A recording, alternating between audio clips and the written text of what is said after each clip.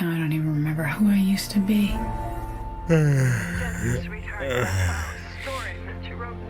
¿Qué rollo de película? Un podcast presentado por Andrea Villalón Paredes. Hola, ¿qué tal? Muy buenas a todos. Soy Andrea Villalón Paredes y a mi lado... Hola, buenas tardes. Soy Alba Parras. Soy estudiante del grado de Cine y Cultura. Y nada, estoy aquí para charlar un poco de cine contigo, Andrea. Bueno, encantada de que estés aquí.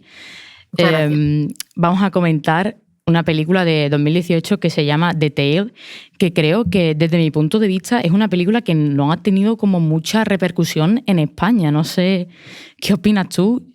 Yo no sé ni cómo llegué a ella. Creo que fue porque me metí así a investigar un poco en Letterboxd, que utilizo mucho la aplicación, y di con ella y no sé cómo. Fue, yo creo que casualidad, azar. Ahora te quería preguntar, ¿conocías la película de antes? Pues la verdad es que no la conocía. Fue a raíz de hablar contigo que me la recomendaste y bueno, tuve la ocasión de verla y la verdad que muy contenta. Me ha alegrado mucho tu recomendación porque me ha encantado. Te quería preguntar que si te atreverías a dar como una hipnosis sin spoilers para las personas que no han visto la película. Venga, lo vamos a intentar. A ver, la película trata sobre el abuso sexual infantil. Entonces está contada de una manera muy original a través de pequeños saltos temporales hacia el pasado. Entonces la película comienza con la actriz siendo ya adulta y a través mediante cartas que escribió ella cuando era niña, pues empieza a recordar su trauma. Yo quería también comentar, antes de pasar al terreno de spoilers y de hablar de la película más a profundidad, sobre el género del documental en esta película, ¿no? Porque la directora Jennifer Fox, o sea, la película se basa en su experiencia, concretamente es una película bastante personal, pero ella, antes de esta película, lo único que hizo fueron documentales. Entonces yo veo mucho cómo el género del documental se refleja en la película. No sé qué opinas tú de este tema. Yo también lo veo bastante. Es verdad que es un documental llevado a la ficción de una manera bastante sutil, pero se nota a la hora de narrar los hechos. Uh-huh. También los planos, ¿no? Porque hay varias conversaciones por teléfono, que es que a mí me recuerda mucho a los típicos documentales de investigación donde se intenta destapar, no sé, pues una net de narcotráfico, equipo de investigación, por así decirlo, ¿no? Los planos en el coche cerrados, ella hablando por teléfono, no sé, me recuerda mucho al género documental y es bastante interesante cómo bueno, pues la ficción y la realidad se unen de alguna manera a través de esta película.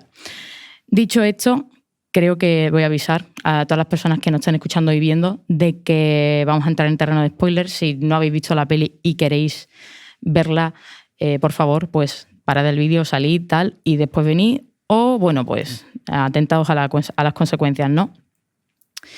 Quería hablar, porque hemos estado comentando de que es una película que trata el abuso, ¿no?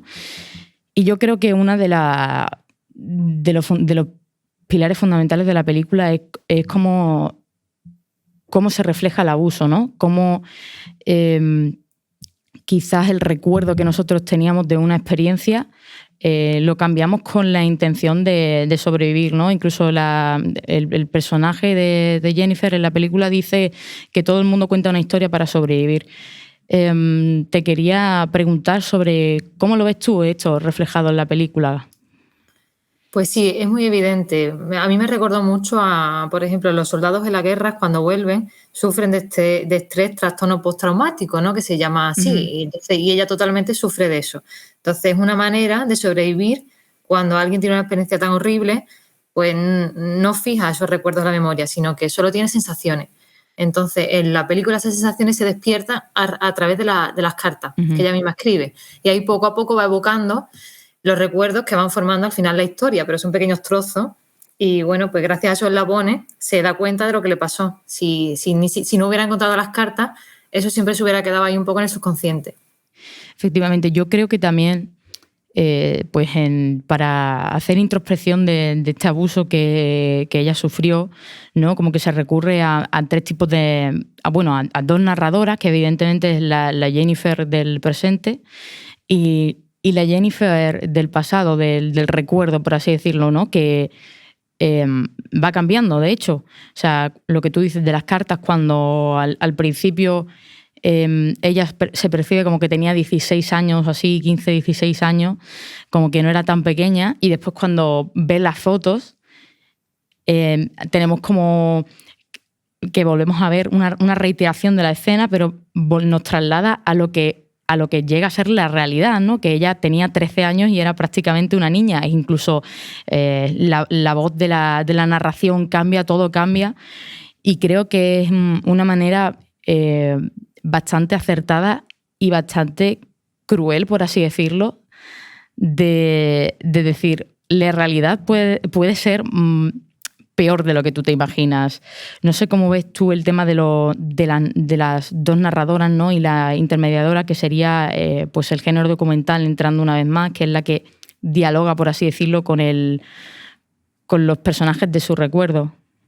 Sí, pues es muy interesante esa visión en la película, porque es muy claro como la Jennifer adulta, pues bueno, tiene un poco de inocencia, incredulidad, sobre todo al no saber con certeza qué pasó, y la Jennifer niña pues se mantiene en esa sensación pues de amor, que no hay violación, y poco a poco el espectador ve claramente lo que hay, pero la Jennifer niña no lo ve. Entonces hay una lucha entre las dos, que bueno, la última escena es bastante emotiva de la película, y creo que ahí se entiende un poco todo, ¿no? Sí, vamos, estoy totalmente de acuerdo con lo que acabas de decir. Prosiguiendo con el tema del abuso, porque una de las cosas que vemos en la película es que creo que es una niña que está totalmente aislada de sus padres. Es decir, sus padres tienen una vida y en ningún momento consideran a la niña como a una igual, por así decirlo. Es una niña, básicamente, ¿no? Quizás como que no se tiene en cuenta su opinión. Ella, de hecho, hay una parte de la película en la que ella intenta conocer a un chico, pero los padres le cortan y le dicen no, porque no conocemos a la familia. Entonces te quería preguntar sobre qué crees, cuál crees que es la repercusión de tener este tipo de... Claro, esta pregunta es más que sobre la película, es más sobre la realidad, ¿no? Porque ¿cuál es la consecuencia de tener a un niño tan aislado de sus padres, de una desconexión total, un vínculo que no es siquiera afectivo? Ya, o sea, con certeza nunca se puede saber cuál es la consecuencia, pero es verdad que se unen muchos elementos. Se une esa soledad con su familia, porque también los padres, se ve en la película que tienen más hijos, ¿no? Es un núcleo familiar muy grande, pero no está unido. Entonces ese es el principal problema. Y también se une el elemento de que entran otros adultos a su vida y le dan todo el afecto que ella necesita. Entonces esa confusión, obviamente, aprovechándose de una niña tan pequeña, pues hace que luego pase lo que pase. Sí, porque también vemos que esta es la manera que tiene el abusador de crear pues eso, un vínculo de abuso y a la misma vez silenciarlo, ¿no? Porque juegas con el sentimentalismo de yo sí te entiendo, los otros no. Claro. Y yo soy mejor que tus padres porque te puedo dar esto y tus padres no te pueden dar esto, y es que tú eres mayor y tus padres no pueden ver que tú eres mayor. No sé si quieres comentar algo sobre los personajes en el sentido de cómo se construye el abuso, ¿no? Hacia dónde va la película de cómo ella recuerda que se construye el abuso. Bueno, pues de una manera muy interesante, ¿no? Porque las primeras escenas muestran a la pareja, ¿no? Al abusador y a la pareja de ella, a la profesora, pues de una forma muy onírica, es un sueño, son perfectos. Y luego eso se va deconstruyendo por sí mismo, pierde peso. Entonces, pero claro, es que es verdad que el abusador necesita que el abusado esté desprotegido. Entonces, si no se hubiera dado esas condiciones, esa niña pues posiblemente no hubiera caído. El personaje de Miss G, o sea, la mujer en este caso, sí. Hay una cosa que a mí me llama mucho la atención, y es que Jennifer es muy protectora de la persona femenina, ¿no? Como que ella, incluso hay una parte de la historia que que le dice a su madre que ella posiblemente también fue abusada sexualmente, ¿no? Y Sí. más tarde en el film, o sea, en una escena más adelante, como conversando con ella, con el recuerdo de ella, le pregunta que por qué no la salvó. Y ella le dijo, es que a mí nadie me salvó. Entonces, mi pregunta aquí, teniendo en cuenta de que ella está hablando con el recuerdo de esta persona, no está hablando con la persona real, porque de hecho se encuentran en la película y apenas la confronta, sino que es más como exactamente, algo así como más formal. Y teniendo en cuenta que habla con el recuerdo, mi opinión es, ¿de dónde crees que ella puede sacar la información de que ella fue abusada sexualmente también? Y ¿por qué no llega a confrontar a esta figura cuando hay otras víctimas que quizás le confirman que, bueno, que también formó parte de ello? Yo creo que es un poco porque ella, en el fondo, sabe la verdad. Lo que pasa es que es muy duro decirlo y afrontar la realidad y la verdad. Entonces, ya siempre es mejor pensar que tu profesora también, un personaje femenino, Sí. se entiende que entre las mujeres tenemos que defendernos, pues no que sea ella encima la que fue la principal artífice de todo eso, sino la que cogía a las chicas y se las presentaba a Bill, ¿no? Sí. Entonces, es que es muy duro pensar eso. Entonces, prefiere pensar que a ella también la violaron y por eso ejerce como que hace lo que aprende.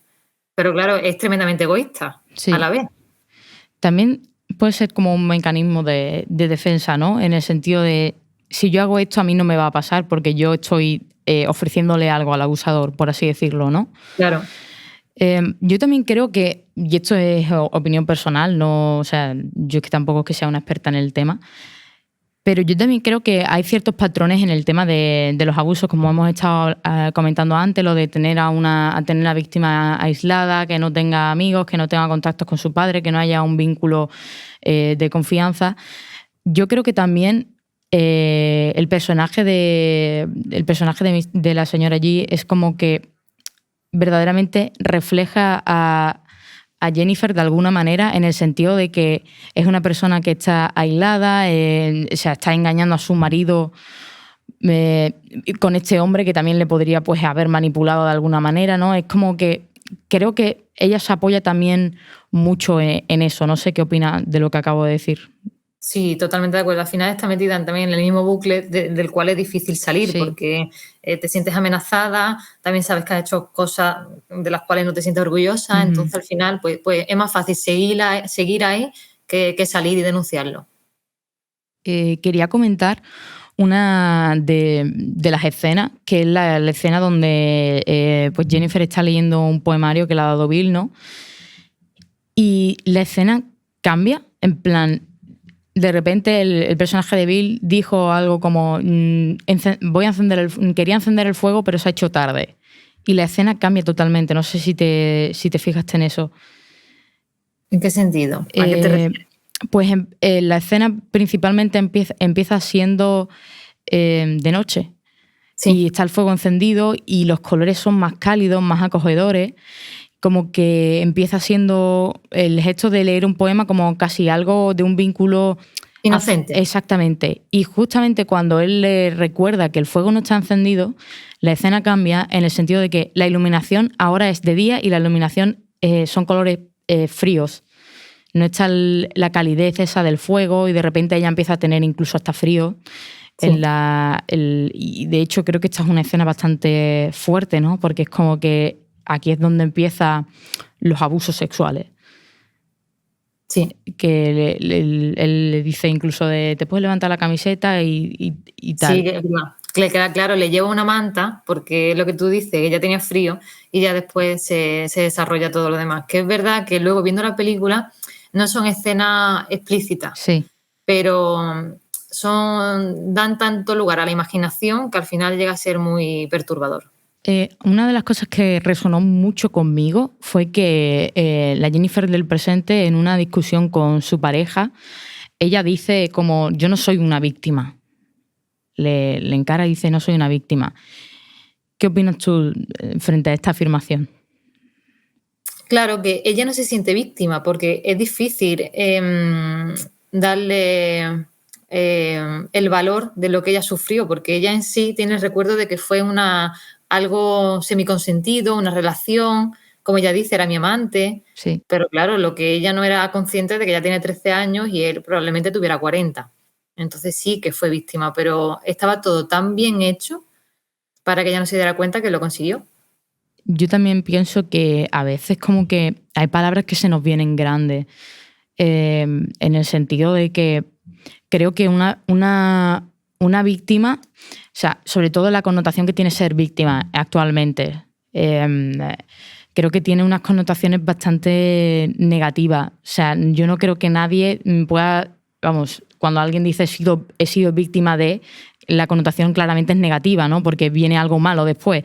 Nadie dice he sido víctima de una broma súper guay. No, nadie dice eso. Cuando hablamos del término víctima, es una connotación negativa y creo que también ella, no solo lo que tú dices de que no asimila lo que le ha pasado hasta el final de la película, sino que también creo que ella a sí misma se considera como una superviviente, ¿no? Por así decirlo. Ha sobrevivido. Ella no es una víctima que ha sufrido y ha pasado. Sí. Sí. Ella, yo creo que lo ve así. Además, en un momento de la película, incluso le dice, ¿has probado ir a terapia? Y ella lo rechaza, lo descarta instantáneamente. Dice, si me conociera sabría que yo no voy a terapia. Que yo creo que también, no solo es por la connotación negativa que también tiene lo que significa ir a terapia, que tú tienes que tratarte algo.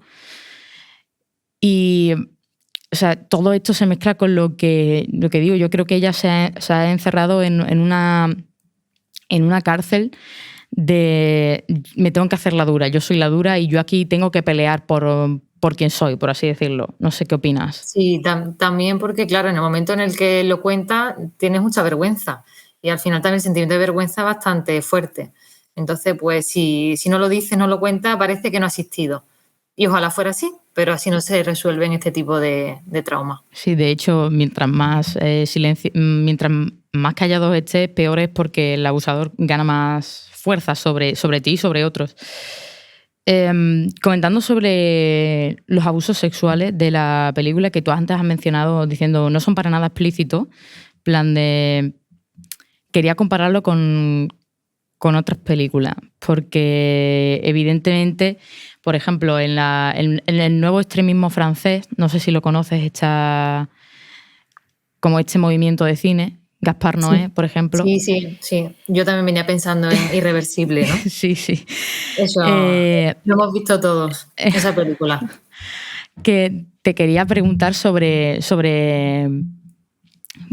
cómo crees que es la manera correcta de enfocar unos abusos sexuales, la manera de representar una violación, por ejemplo. Es que eso es algo muy personal, pero yo creo que también en el mundo del cine hay tantas variedades de representar una violación. Por ejemplo, tenemos a Gaspar Noé con Irreversible, que la escena es un plano fijo violando a Mónica Bellucci que dura 9 minutos. Y además a ti no te da tiempo ni a respirar. O sea, es muy inquietante y muchísima gente ni siquiera es capaz de ver la película por esa misma escena. Luego, por otro lado, tenemos la violación en la película de Pier Paolo Pasolini, en la película de Saló o los 120 días de Sodoma.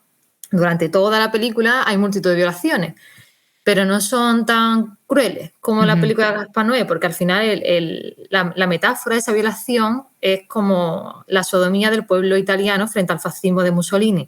Entonces tiene otro significado, ¿sabes? Y, por ejemplo, otro significado distinto, me viene a la cabeza la película de Él, de Paul Verhoeven, donde, no sé si lo has visto, pero es muy interesante porque ahí la protagonista, que es Isabel Rupert, es violada por un encapuchado que entra en su casa y ella quiere vengarse. Entonces, al final, lo que el espectador no espera es que se creen unos sentimientos muy distintos entre víctima y violador. Sí. Y me parece muy interesante.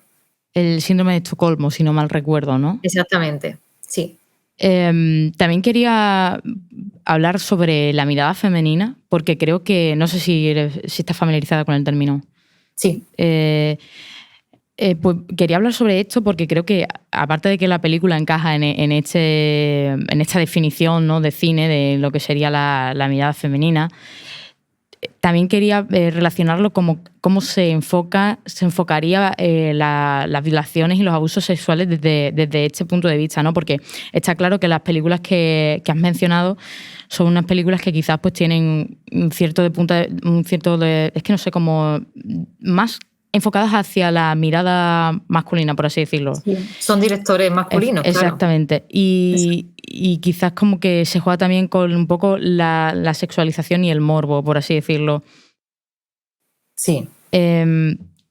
Entonces, no sé si viste la película de Una joven prometedora. Sí, me encanta esa película. Esa película, concretamente, yo creo que una de las cosas que hace muy bien es el tema de tratar los abusos sexuales porque nunca los ves. Sí. Entonces quería plantearte la pregunta de, pues eso, de cómo lo relacionan las diferentes miradas con la representación de los abusos sexuales en la gran pantalla. Es verdad que hay mucha diferencia y siempre eso ha llevado a mucha controversia. Por ejemplo, la película de la vida de Adele, que también su director es un hombre, no trata de violaciones ni nada de eso, pero hay mucho sexo. Sí. Y esa película fue muy controvertida porque la principal denuncia de los críticos fue que el sexo estaba hecho por y para hombres. Y cuando la relación es lésbica. Entonces, pues sí, esto se puede extrapolar a si el director es hombre o si la directora es mujer. Pero yo creo que al final también hay que ir un poco más allá, ¿no? Porque esto como es algo tan personal, a lo mejor a ti te parece que Irreversible es grotesquísima y a mí me parece una obra de arte, porque lo trata de una manera distinta. Yo personalmente no me quedo con que la mirada sea de un hombre, para un hombre, porque pues yo disfruto igual de la película y soy una mujer. Yo intento siempre ir un poco más allá, pero entiendo que hay otras personas que le den una vuelta de tuerca.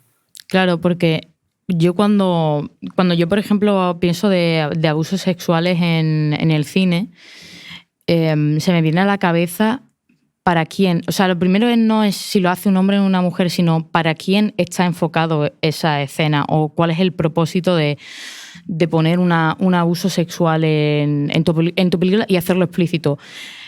Porque, claro, yo me pongo en la piel de otra persona, ¿no? Que digo, en plan de si yo he sufrido un abuso sexual y me siento en el cine y hay personas que están hablando de obra maestra y que para nada estoy diciendo que el cineasta se tiene que hacer responsable de las emociones que causan otros espectadores. Simplemente te estoy diciendo que creo que es un tema bastante violento de tratar. Por ejemplo, en el cine tampoco se tratan mucho los abusos sexuales a los niños, concretamente con esta película. Creo que por eso esta película innova también mucho, porque no es algo que se trate mucho en el cine, ni tampoco se habla de Sodoma a los niños, ni de matar a niños. Es algo que es completamente tabú en el tema del cine, que seguro que habrá alguna otra película, pero es tabú. Entonces, como que pienso que desde mi punto de vista, y esto es mi opinión, creo que quizás las agresiones sexuales no pesan tanto ni se le da el significado que se le tiene que dar. No sé si coincides conmigo o estás de acuerdo o no.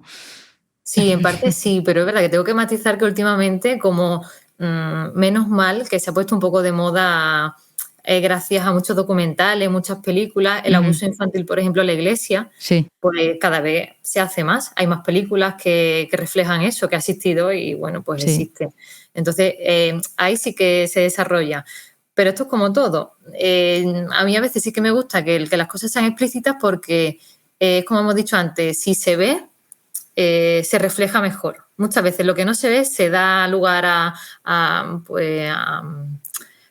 la imaginación de cada uno, pero sigue estando ahí, en el aire, pero no es real. Entonces, a mí personalmente sí me gusta que me sorprendan y no me importa que sea explícito o no, la verdad. Bueno, ahora quería hablar ahora de la escena final. Sí. ¿Qué piensas de ella? Pues a ver, tengo un poco así una sensación agridulce porque me gustó, me pareció original, pero para mí el final fue un poco de chimpón. ¿Sabes? Me esperaba que se desarrollara un poco mal, que tuvieran una conversación un poco más larga, que al final, bueno, ¿puedo hacer spoiler? Sí. Vale, pues que la Jenny de niña diera su brazo a torcer. Pues como que ella se diera cuenta de lo que le había pasado, entonces pues a lo mejor la Jenny adulta se sanara en ese momento. Y eso no ocurrió. La película se acabó antes. Entonces como, después de todo lo que he sufrido contigo, Nos hemos quedado un poco a media, esa fue mi sensación.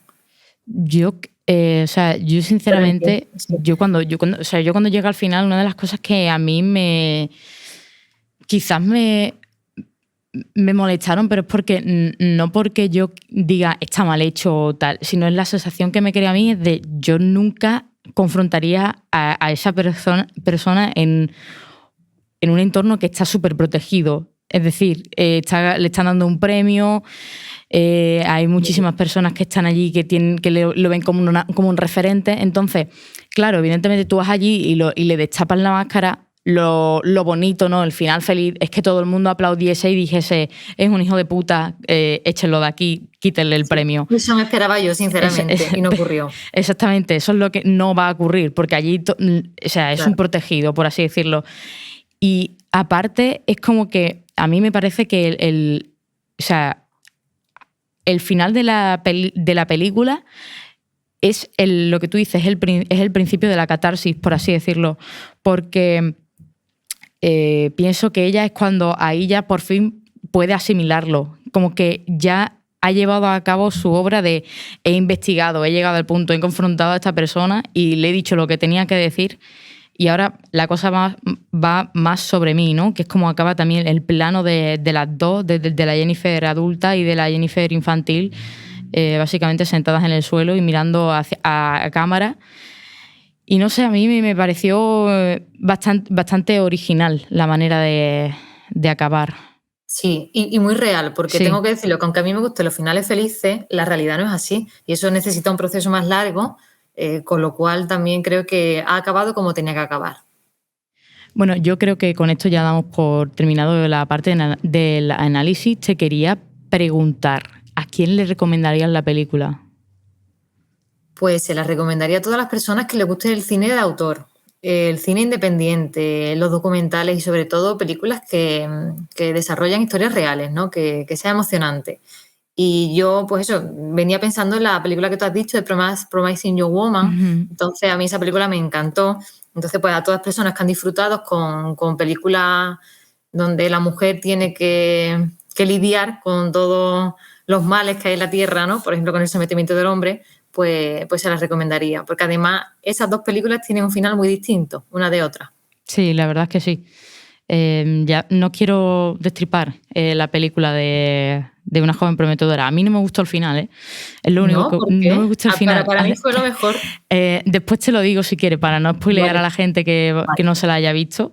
Ahora después cuando terminemos te comento por qué. Bueno, Alba, muchas gracias por estar aquí. Muchas de nada. Yo encantadísima de haber estado contigo y cuando quieras vuelvo. Espero que te la hayas pasado bien, ¿eh? Que hayas disfrutado al menos. Muy bien, muchas gracias. Pues nada, hasta aquí el programa de hoy y pues nos vemos pronto. GG.